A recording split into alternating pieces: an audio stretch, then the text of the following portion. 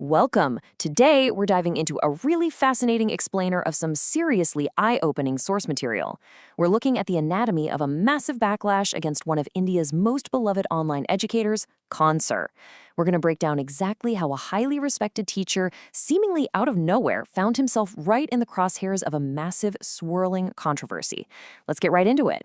So, to understand what happened, we need to start on the night of June 2nd in Patna. The source paints this incredibly chaotic picture of an attack on a major coaching center. We're talking about 15 to 20 people showing up out of the blue, throwing stones, completely trashing the office, and brutally beating a security guard so badly he had to be hospitalized. And then, according to the source material, the terrifying sound of bullets echoing in the dark. Now, the sheer scale of the target here is just mind-blowing. This wasn't some random coaching center. This was Cancer Center. We're talking about a guy with over 25 million YouTube subscribers. He's arguably one of the most famous educators in all of India. But here is the massive plot twist the source reveals. Within days of his own center being attacked, Cancer, the guy who was clearly the victim here, gets slapped with a police FIR. He's suddenly facing incredibly serious charges, including attempt to murder and violations of the Arms Act. Wait, what? Exactly. That brings us to the million-dollar question. Why on earth was India's most popular teacher suddenly declared a criminal? I mean, how do you go from being the victim of a violent mob attack to being the primary accused? Well, the source material tackles this like a detective story, and we're going to follow that exact same trail. We'll unpack the timeline to see what happened over the 9 days following the attack, and honestly, what was brewing in the weeks right before it. To really grasp how wild these criminal allegations are, we have to look at Cancer's reputation before that June 2nd attack. The source establishes him as this deeply philanthropic guy with a massive grassroots following. Instead of charging exorbitant fees like elite institutes do, he offered super affordable education to millions of students. Plus, the source notes, he even opened a hospital in Patna offering ridiculously cheap medical care. We're talking blood tests for just 7 rupees, basic ECGs for 25 rupees, surgeries priced below government rates. This paints a picture of someone genuinely beloved by the masses, making that sudden pivot to criminal mastermind incredibly jarring. And boy, did that narrative pivot fast. The source claims that almost overnight, mainstream media launched a highly targeted campaign completely flipping the script. Before all this, news channels praised him as a teacher, a social worker, a founder. But suddenly, they're exclusively calling him Faisal Khan, branding him an absconding criminal and part of some coaching mafia. The source even notes that channels brought on random guests to accuse him of illegally occupying land and faking his identity to hide a Muslim name. Just a total 180-degree flip in the public narrative. So why the sudden smear campaign? Well, the source argues that to find the real motive, we actually have to rewind a month back to May 3rd. That was the date of the NEET exam.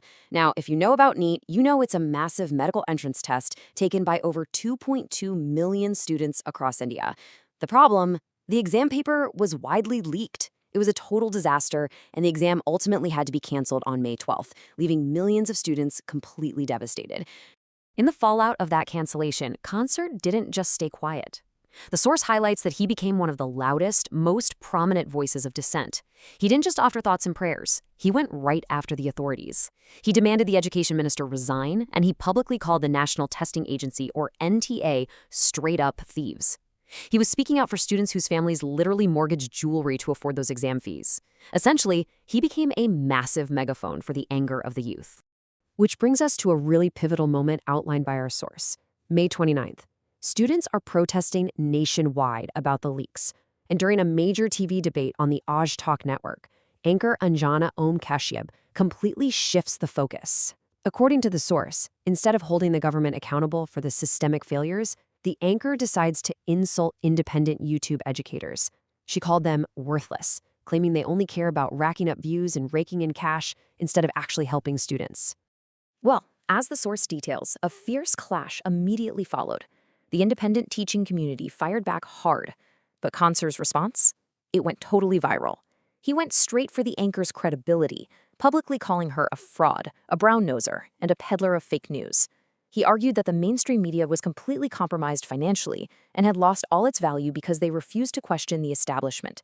It was a very direct, incredibly public humiliation of a major media figure by an independent creator. Okay, now look at this timeline. This is where the source's core argument really hits home. Look how fast this escalates. May 29th, Concert publicly calls a major news anchor a fraud. Literally 4 days later, June 2nd, his coaching center is violently attacked.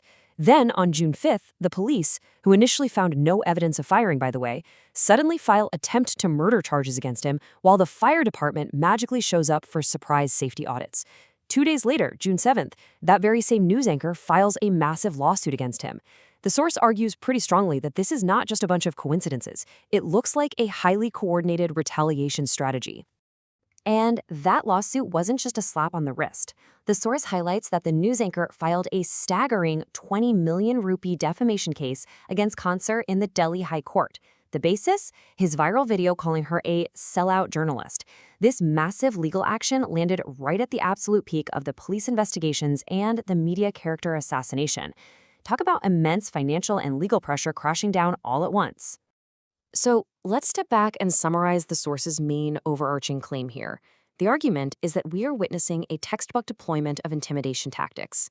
When an independent voice got a little too loud and a little too critical of the establishment over those exam leaks, a multi-pronged attack was unleashed. You've got the sudden attempted murder charges, bureaucratic harassment through random fire audits, a crippling 20 million rupee lawsuit, and the mainstream media deliberately injecting a Hindu-Muslim narrative to distract everyone and demonize him. It's the whole shebang. And the source points out that this wasn't just happening to Concert. To back up this theory of a coordinated crackdown, the explainer notes the intimidation went way beyond Bihar.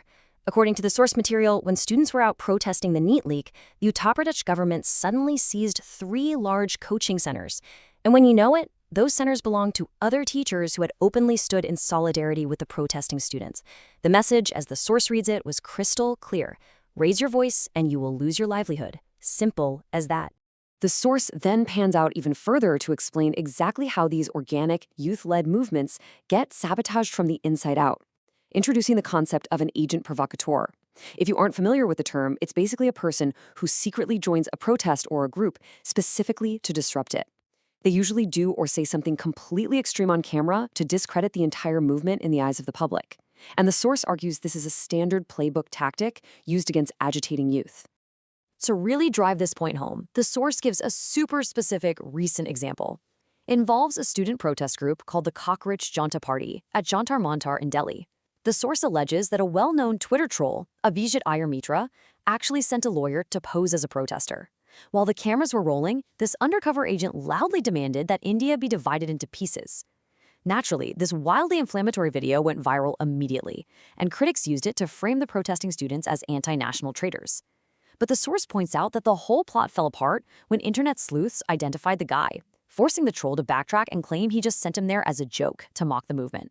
As we wrap up this explainer, we hit the source's concluding takeaway. Why go through all of this effort? Why smear one teacher, seize entire coaching centers, and literally plant fake protesters? Well, the source boils it all down to 3 words that the establishment apparently deeply fears: educate, agitate, organize.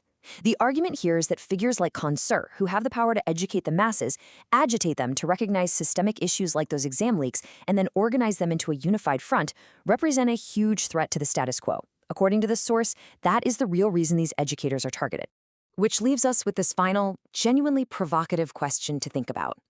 Looking at the sequence of events laid out by the source material, we really have to ask, in the digital age, who actually controls the truth? Is it the independent creators who built these massive organic grassroots followings? Is it the traditional media who have the power to just shift public narratives literally overnight? Or is it the state machinery capable of deploying legal and bureaucratic pressure at the drop of a hat? It's an incredibly complex dynamic, and as this explainer illustrates, the battle for that control is playing out right in front of us. Thanks so much for joining me on this deep dive, and as always, keep asking questions.